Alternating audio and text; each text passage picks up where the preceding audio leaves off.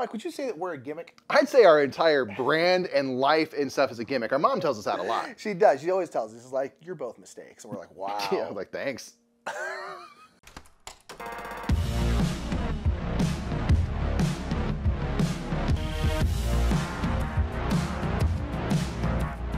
First and foremost, just to clarify, our mom is very nice and does not say those things, but I am Mike.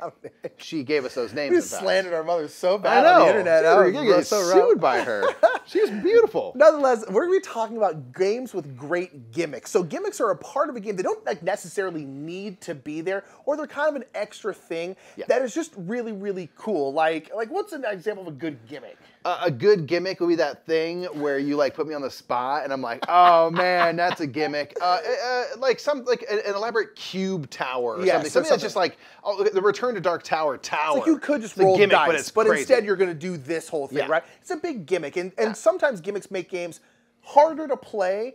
But the ones that are really good are things that integrate really well, immerse you in, and make the game either easier to play or not harder, basically. And they're just really, really fun. We love gimmicks in games if they're done well. And here's going to be 10 that we think are done great.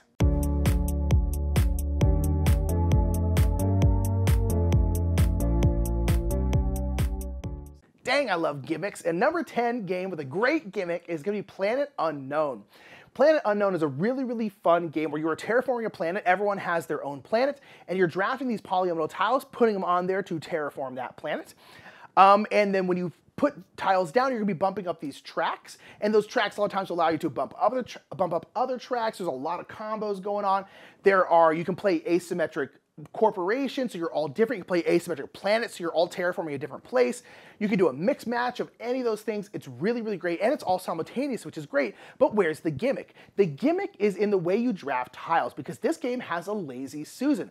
If you don't know what a lazy Susan is usually meant for like dinner tables, and it's kind of a big disc, a big platter that you put stuff on, and you can turn the whole thing. So it's like, hey, I want the potatoes. Instead of having to like pass the potatoes down the table, you can put on the lazy Susan and turn it. I think it's an unnecessarily insulting name. I think that's an innovative suit, not a lazy Susan, but nonetheless. So this game has a lazy Susan. All the tiles are in that lazy Susan, and the active player on their turn gets to choose what depot, which is 2 tiles, are going to be in front of them. And then they choose this one, and then everyone else will have one of the depots facing them. And so now everyone just gets to draft from whatever depot is facing them. And it's a really efficient way to get people to get different tiles and to make the whole thing simultaneous. Because once the active player chooses, yep, these are the ones for me, then everyone else just gets to choose from the ones that are in front of them. You're not like haggling, you're not changing stuff up, that's just what you get. And so it keeps the whole thing playing simultaneously. And again, a good gimmick works well, is interesting, but doesn't make the game harder to play. And this makes the game significantly easier to play. So I think it's a great gimmick to have. Love the Lazy Susan and love Planet Unknown.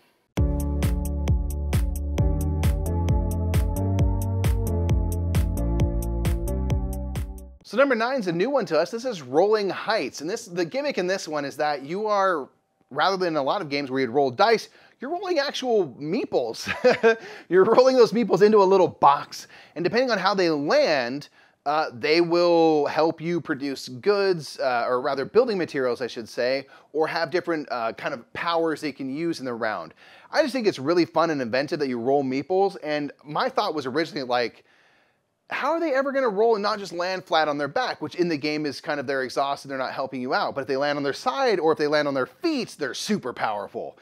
And I was just like, there's no way they're ever going to land on their feet or their side. And they totally do. It actually works really well as a kind of like replication of dice and doing something random with your roll. So that to us was super duper fun. The different color of workers are going to produce sometimes like wood or steel or glass, which are going to be building materials that you're going to use to build onto these foundational tiles. They're going to need towers of certain heights and of certain materials to complete those buildings, which will often give you points. That might give you bonuses. It might give you a purple meeple, which you can use to do kind of powers every time they get rolled in the future, things like that. There's all sorts of kind of goals you're going for how you want the city to build out. But it all comes down to rolling those meeples. There's some push your luck with that, because once you have a few successes, you could push it, but then if you bust out and they all land flat on their back, everyone riots and you only get like half your stuff.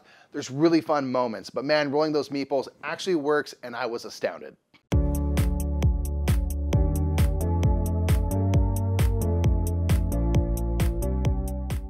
Number 8 is gonna be Tzolk'in. Tzolk'in's got a great gimmick, and that is these big old gears that are on the board representing the Mayan calendar.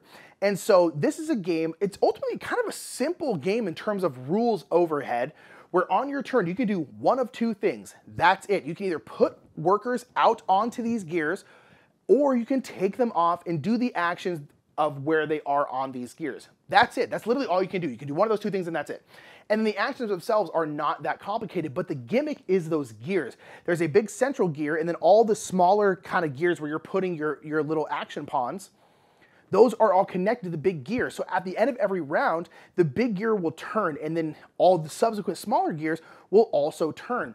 So this is also a time investment game where if you put a worker onto a gear, the longer you leave that worker on the gear, the better the action's gonna be. So it's this constant like, oh man, how long do I want to wait? I really need that worker back because I want to put him somewhere else, but I want to wait one more turn because then the action gets really, really cool. And that time investment is such an interesting mechanic that I wish more games would do.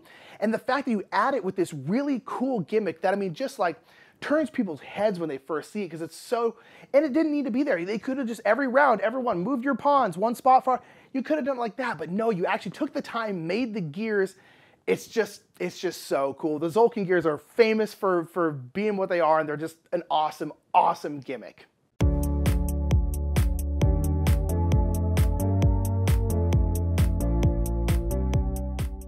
So number 7 is Maglev Metro. This is a game that uses kind of a dual layer board, and you are building out subway lines or magnetic levitation lines, really, these bullet trains to go around either Manhattan or Berlin.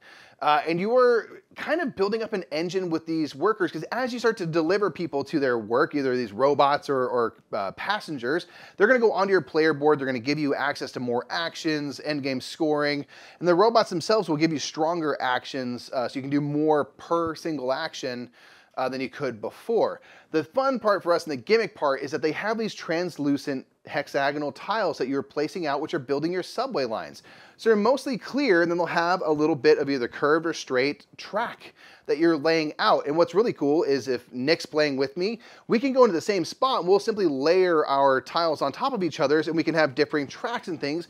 And so it really ends up looking like one of those subway maps. You're gonna see this line's going that way, that line's over there, the J line goes down here. And sometimes they're crossed over and overlapping, and sometimes they diverge and go in different areas. So having those clear tiles with a bit of track showing, going down, it's hyper colorful on kind of a muted map and stuff. It just really pops and looks awesome. It really does a great job of looking like a subway map, which I think was absolutely the goal, and that's why it's on our list.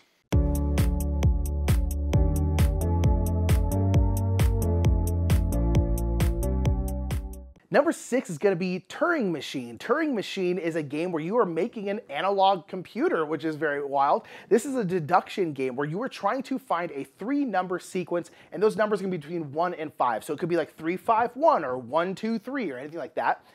And every game, you're going to put out a certain kinds of verifiers, not modifiers, verifiers that are going to basically allow you to hone down and figure out what that 3-number sequence is. And so you're gonna choose 3 numbers more or less at random, like 5, 3, 1, and then you're gonna put those numbers together, and then you're gonna put it together on these little cards, and whenever you put them together, it's gonna create a single hole in those cards.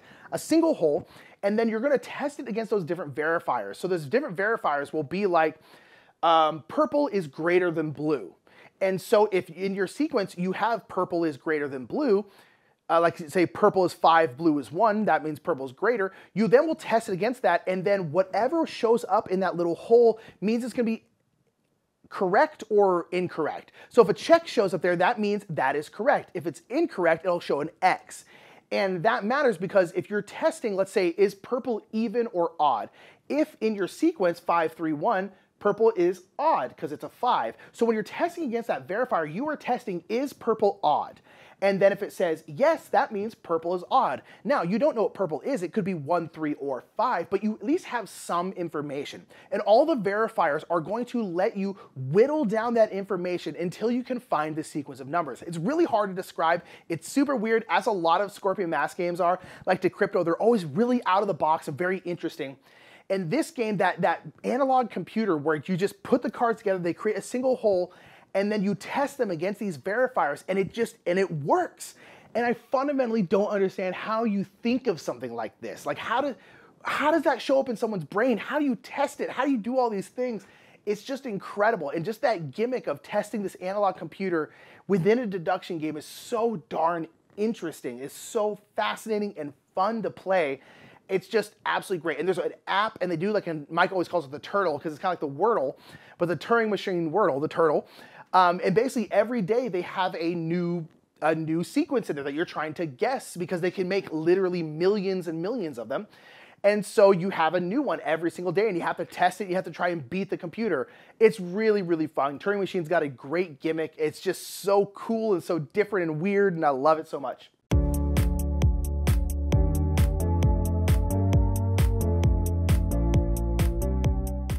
So number 5 is New York Slice. This is an I split, you choose game where we are splitting up a pizza. We're splitting up pizza into different sections, and everyone's gonna get a section of pizza. And of course, if I was the one splitting the pizza, I get the last leftover section. So you're trying to split the pizza in such a way that you get things that you want, giving people other stuff that they think they want, but you come out ahead. And there's different types of toppings, which you kind of want to have the most of that topping to be able to score that topping. So that's all really fun. That's gimmicky enough to us.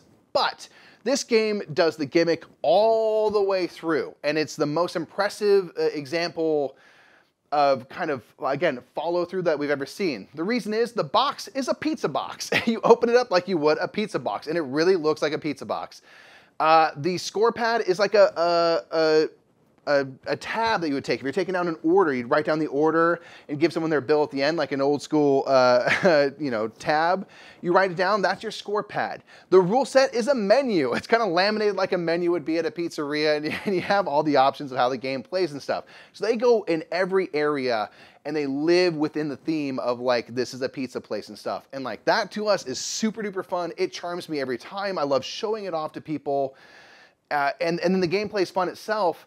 But like, all of the stuff that just facilitates you being able to learn and score and house the game are mind-blowing to me and super fun. I just want to see more board games have that level of fun with the packaging itself.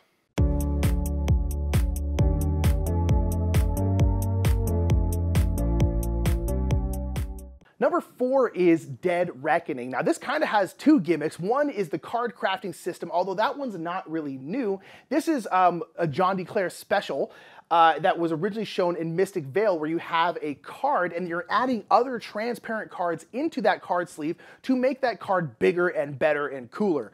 It's a very cool concept that John D. Clair's done multiple times, and it's just brilliant. And John D. Clair's been very successful, so people obviously really like it. Dead Reckoning is kind of the big pirate game version of this card crafting system, where you have a deck of, I think, 12 crewmates.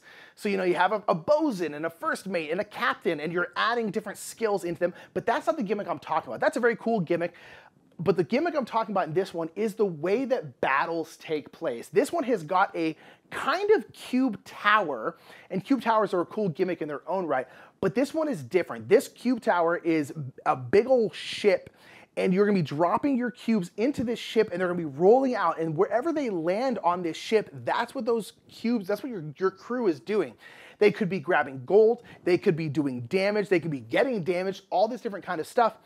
And that is how you fight in the game. You could have done fighting with cards, you could have done fighting with dice, but no, they created this really big, cool cube tower, and it's just awesome. It's really, really cool. It's such a good gimmick, because it's like, it could have been anything, but they decided to do this, and I'm so glad they did, because it makes the battling in this game feel so interesting and really high intensity, because you're just like, oh God, what's gonna happen? Boom. And to me, it's just more satisfying than a dice roll, and it just works. And so Dead Reckoning is full of cool gimmicks, but the one with the ship, the cube tower where you battle, is just the best one.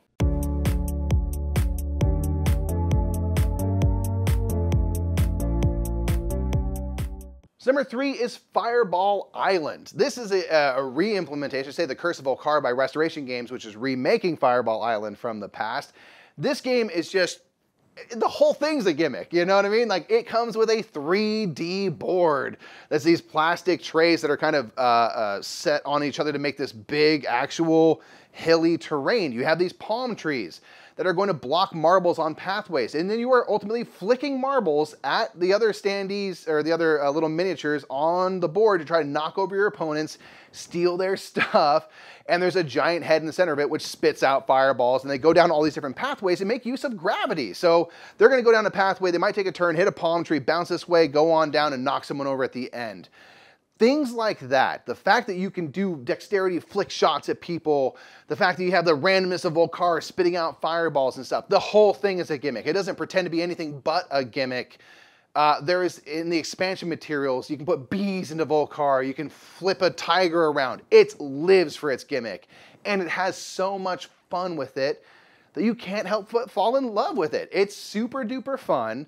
I think this is obviously great for kids, but I think it's great for adults too, to just like shake it off and have a good time and not take things so seriously. Fireball Island, there's a glee with which it was made that comes across in the gameplay. And they have spruced up the gameplay, so there's a little bit more of decisions. There's not random dice rolls, but instead you're trying to get photographs and do a specific goal, and you have cards that play that give you actions and amount of movement. So they make it a little more gamery while keeping it all about flicking marbles at each other, because that is the point.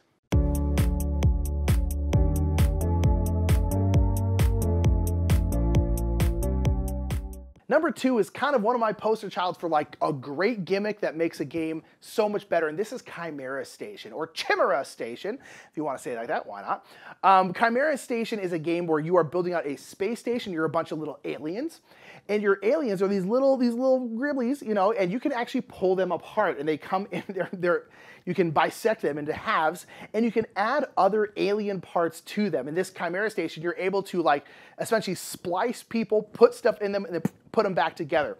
And so depending on what body parts you put in the middle of these little aliens, that's gonna basically make your workers better, because these are all workers. It's a worker placement game. So if you give them tentacle arms, those tentacle arms will grab an extra resource. If you're going here to grab 1 food, you'll actually grab 2 food. You can put a big old brain on one of them, and that will give them extra points when they go places. You can have claw hands, like crab hands, and that means you can kick someone out of a spot once they've already activated it. So you're basically never blocked from anything. Or you can add big leaf arms, and that essentially allows you to eat your own arms and not have to feed your people at the end of the game, at the end of the round. And you can put 2 improvements on each worker. So you can have like double tentacles, or 1 tentacle part and 1 brain part, and you can build all these workers in different ways. And it's a silly little gimmick, but it's a huge part of the game, because how you build out your workers kind of dictates what you can do. If you have a bunch of tentacle arms, you can be grabbing tons and tons and tons of resources. If you have big brains all over the place, you can get a ton of different points. If you have claws, you can kick yourself around and go and never be blocked anywhere. It's really, really fun, and it's a really integral part of the game. And that's why I love it so much as a gimmick. It's like, this is a cool thing. You're building your workers. It's a cool toy factor, but it actually matters for the game, and it's actually integral to the game and the strategy of the game. And that's why I really, really love Chimera Station. I've always thought it was so, so cool. I love the whole concept. I wish someone else would take this concept of really building out your workers, like physically building your workers to make them cooler. Chimera Station's amazing, and the gimmick is amazing.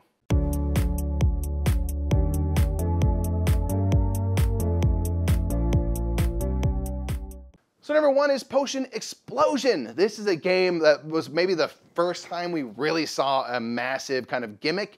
You have this marble tray that's gonna have all these different channels for marbles to get funneled through, and they're gonna create a display from which you draft out those marbles. And if you pull a blue marble, for example, and there's red on either side that now clack together, you have created an explosion. You get to collect all of those red marbles. If they then have 2 colors that clack together, you get to take all of those marbles. So the cascading kind of effects of taking a marble out, causing explosions, grabbing more pieces, and then putting them onto your little potions, which are basically contracts to fulfill. You're making recipes for different potions, is incredibly satisfying. It's super duper fun to set up, drop a bunch of marbles on the top, have them all randomly roll down, and then filter through the system, and then come in these nice, neat columns from which you can draft potions. When you complete potions, they give you a one-time power. There's set collection with those potions. They're worth points themselves. If you get a diverse set of potions or multiples of the same type of potion, you're rewarded. It's super fun. It feels very kind of Bejeweled, Candy Crush. Just, it feels like an app or something with the way that those marbles will pull out and then explode, and then you collect more and more and more on a turn. There's oftentimes turns where it's like, I don't need all of these marbles, but I'm gonna pull this one because it's gonna chain off like 8 or 10 that I'm gonna collect. And I don't care that I can't make use of most of them. I just wanna play with the little toy and pull out these marbles and see what happens. So it's got an incredible toy factor to it. And that's why it's #1 on our list. It's just delightful. And it's a really fun game on top of it. It's not, again, just a gimmick. It's a really solid game as well.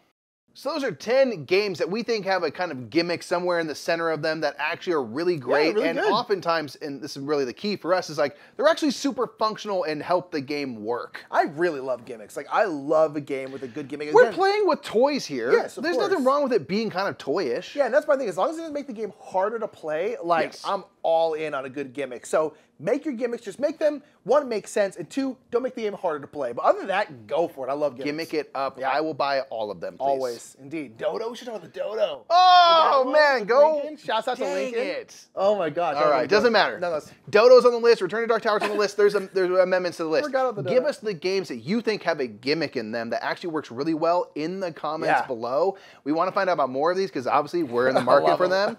And until next time, I'm Mike. I'm Nick. We'll catch y'all later. Bye.